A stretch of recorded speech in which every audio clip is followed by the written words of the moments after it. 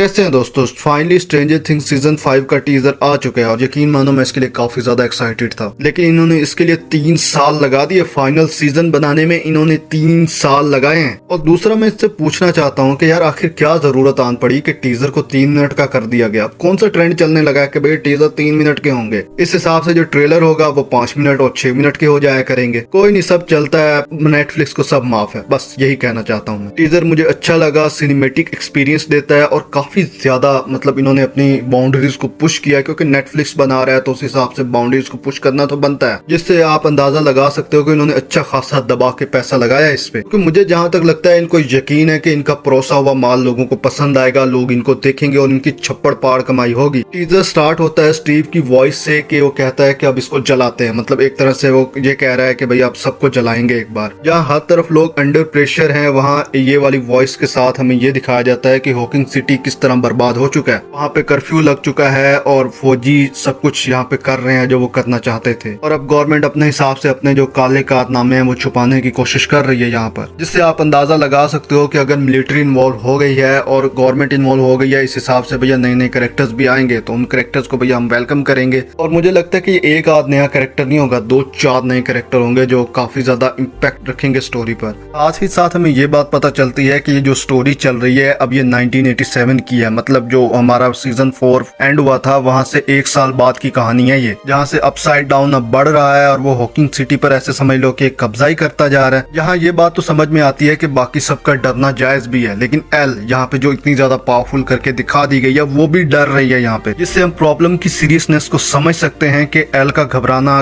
काफी बुरी बात है कि भैया कुछ बड़ा ही होने वाला है। जहाँ दूसरी तरफ हमें दिखाया जाता है कि जो मैक्स है वो अभी तक कोमा के अंदर है और लूकस उसके पास बैठा हुआ है और ठीक ठाक उसकी भाई तमादारी कर रहा है, बस रो रहा है बैठ के। और मुझे पर्सनली ऐसा लगता है कि इसके लिए लूकस ब्लेम करता है एल को कि भैया तेरी वजह से ये सारा रायता फैला हुआ है। और जहां तक मुझे लगता है कि एल इस बात को कुछ ज्यादा ही सीरियसली ले लेगी और वो सोचेगी कि मैं मैक्स को किसी भी हालत में ठीक करूंगी। उसके चक्कर में हो सकता है कि उसकी मेमोरीज में जाते जाते वो उस इंसान को वापस लेके आए जिसको पहले हरा चुकी थी, जस वेकना को वापस लेके आएगी। और मुझे पर्सनली ऐसा लगता है कि वेकना पहले से ही होशियार बैठा होगा कि ये इस तरह की कोई हरकत करे और मैं बाहर निकलूं अपसाइड डाउन से। हाँ, एक बात और भी मुझे लगती है कि एल मुझे जहां तक लग रहा है कि जिस तरह वो प्रेशर में है, एक डरी हुई है, वो काफी ज्यादा छुप के रह रही है। और जो एंड पे आके वो कहता है ना कि वेकना के मैंने तुझे ढूंढ लिया, तो इसका मतलब साफ है कि एल अब तक छुप रही थी और वो जो वेकना है वो उसको ढूंढने के चक्कर में पूरी हॉकिंग सिटी की बजा रहा था। और मैंने वेकना की आवाज सुनने के लिए पूरा का पूरा टीजर देखा है, मतलब इतना से समझ लो कि वेकना इस पूरे टीजर की जान निकला। जहाँ वेकना के एंड पे ये कहना है कि फाउंड यू, इस बात को रिप्रेजेंट करता है कि वो बंदा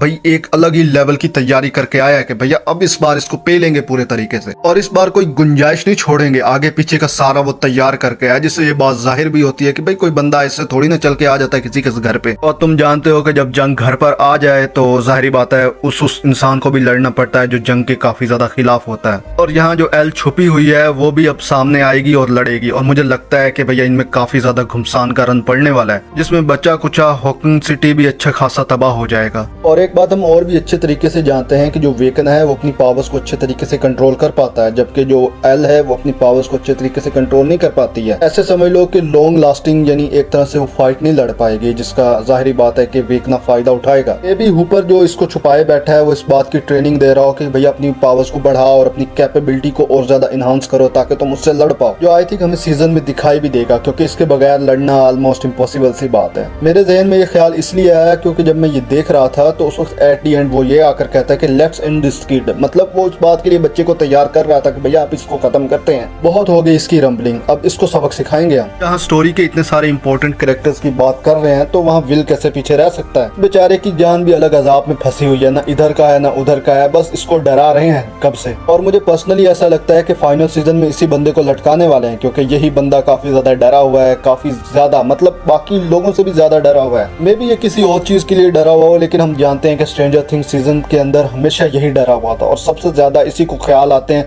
अपसाइड डाउन के, और यही मरा जा रहा होता है सबके लिए। कुछ लोग कह रहे हैं कि हुपर कुर्बानी देगा एल के लिए ताकि एल को पावर फील हो सके और एल जाकर आगे लड़ सके, मतलब और ज्यादा मतलब एंगर में हमेशा इंसान ज्यादा लड़ पाता है। लेकिन मुझे ये थ्योरी बिल्कुल सही नहीं लगती। मुझे ये थ्योरी इसलिए सही नहीं लगती क्योंकि हुपर का अपसाइड डाउन से वो वाला कनेक्शन नहीं है कि वो उसे बिल्कुल ही खत्म कर दे। हाँ, लेकिन विल का कनेक्शन जरूर है और विल को इसके लिए कुर्बानी देना पड़ सकती है कि यार वो खुद अपसाइड डाउन से जुड़ा हुआ है तो उस हिसाब से इसको भाई कुर्बानी देनी पड़ सकती है ताकि अपसाइड डाउन को पूरे तरीके से खत्म किया जा सके। बाय द वे, तुम्हारी इसके बारे में क्या ओपिनियंस है, अपनी ओपिनियंस कमेंट सेक्शन में दे सकते हो। अगर वीडियो अच्छी लगे तो चैनल को सब्सक्राइब करो, वीडियो को लाइक करो और शेयर करो।